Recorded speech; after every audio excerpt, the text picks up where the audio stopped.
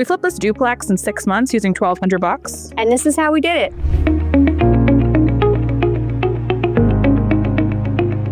We closed on the duplex with private money.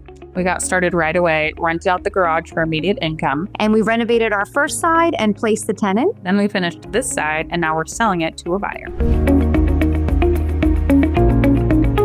We've known each other for years. It was definitely time to partner. I found the seller, went to my private money lenders. She brought it to me. I made sure the numbers made sense. And here we are.